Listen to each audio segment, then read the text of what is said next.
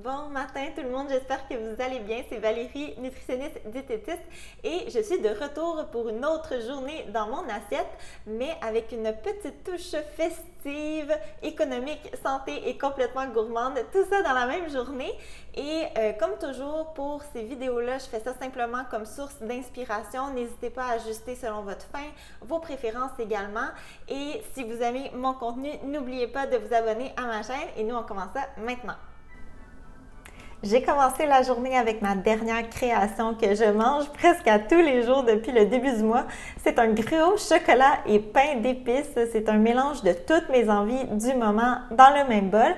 Donc, dans une petite casserole, j'ai ajouté un tiers de tasse de gros flocons d'avoine, une cuillère à table et demie de cacao non sucré, une pincée de sel, une demi-cuillère à thé de zeste d'orange, une demi-cuillère à thé d'un mélange d'épices à pain d'épices, une date medjool hachée, une demi-cuillère à thé de vanille, une demi-cuillère à thé de mélasse, une demi-tasse de lait ou de boisson végétale, idéalement de teneur similaire en protéines comme la boisson de soya ou Silk a maintenant une boisson d'amande et cajou additionnée de protéines de pois, donc ça peut être une autre alternative, et un tiers de tasse d'eau. J'ai porté le mélange à ébullition, réduit le feu et j'ai laissé mijoter à feu doux environ 6 à 7 minutes en brassant de temps à autre. J'ai fermé le feu et pour un petit boost de protéines, j'ai incorporé une cuillère à table de poudre de protéines à la vanille. Vous pouvez ajouter du liquide là, au besoin pour atteindre la consistance désirée. Et finalement, j'ai garni mon gruau de zeste d'orange, de beurre d'amande, de tranches de clémentine et de groseilles congelées. C'est ce que j'avais, mais sinon, pensez canneberges qui sont souvent à rabais présentement ou encore aux pommes grenades pour un petit luxe du temps des fêtes. Et c'est tellement bon, j'ai l'impression de manger du dessert pour déjeuner, c'est réconfortant, ça goûte Noël, puis en prime, c'est nutritif. Quoi demander de mieux?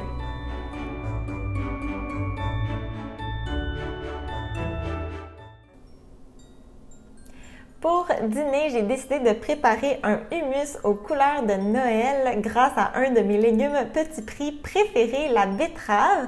J'ai utilisé la recette de hummus de Geneviève Ogleman dans laquelle j'ai ajouté une betterave rôtie et pelée tout simplement.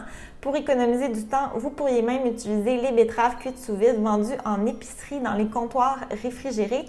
Et le hummus devient rose éclatant, vraiment magnifique. Si vous voulez ajouter du pep et une touche festive à vos plateaux de crudités, craquelins ou sandwich, c'est la recette qu'il vous faut. De mon côté, j'ai utilisé le hummus pour tartiner des craquelins et on me demande souvent des suggestions de bons choix de craquelins. Les Rivita, honnêtement, sont vraiment difficiles à battre. Belles les ingrédients, riches en fibres, faible teneur en lipides et en sodium, puis ils sont pas tellement chers non plus.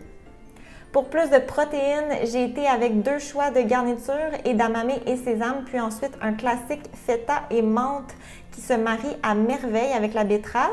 Et petite particularité, j'ai utilisé un fromage feta de tofu que j'ai cuisiné plus tôt dans la semaine. Vraiment très bon, mais le goût est plutôt similaire là, à un feta à la grecque, mais vraiment, vraiment excellent. Ça vaut le goût de l'essayer. Je vais laisser le lien de la recette dans la barre d'informations. Sinon, utilisez un feta régulier sans problème.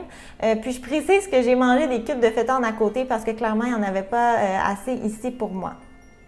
J'ai aussi accompagné mes tartines d'un reste de potage tout simple à la courge.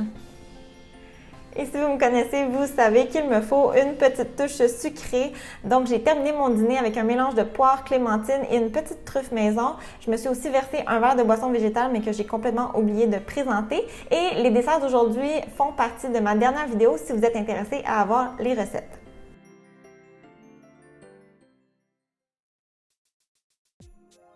J'ai terminé la journée avec un ossobuco de porc au fenouil, une recette de José Di Stasio. Encore une fois, je vais laisser le lien dans la barre d'informations. Super simple, délicieux et c'est vraiment immanquable. Si vous êtes à la recherche d'un repas d'occasion à base de viande sans que ça coûte les yeux de la tête, c'est une très belle alternative, 2 fois moins cher que les jarrets de veau. Et moi, je les ai achetés à rabais au métro avec l'application Food Hero. J'ai déjà parlé à plusieurs reprises des applications comme Food Hero et Flash Food sur ma chaîne. Pour ceux qui ne les connaissent pas, le principe est très simple. Les aliments qui approchent la date de péremption vont être vendus à rabais sur l'application. Généralement, c'est entre 30 et 60 %.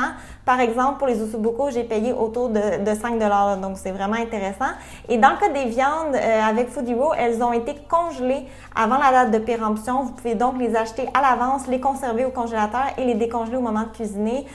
Si le budget est un peu plus serré, là, ça vaut vraiment le coup de jeter un coup d'œil en prévision du temps des fêtes. Et c'est une façon de consommer la viande avec laquelle je suis un peu plus à l'aise. C'est probablement une des dernières chances de consommer la viande avant qu'elle se retrouve à la poubelle. Vraiment une belle initiative anti-gaspillage super intéressante. J'ai accompagné les ossobuco du fenouil, de brocoli, de l'orzo et j'ai garni de gremolata. Vraiment savoureux, la viande fond en bouche, elle se défait à la fourchette et comme je disais, impossible à manquer. Puis, comme dessert, j'ai mangé mon classique pomme tranchée que cette fois-ci, j'ai accompagné d'un de mes biscuits de Noël que j'ai présenté la semaine dernière. Et voilà, c'est déjà tout. J'espère vous avoir donné de belles inspirations. Merci pour votre écoute. Je vous souhaite à l'avance un joyeux temps des fêtes et on se revoit très bientôt. Bye bye!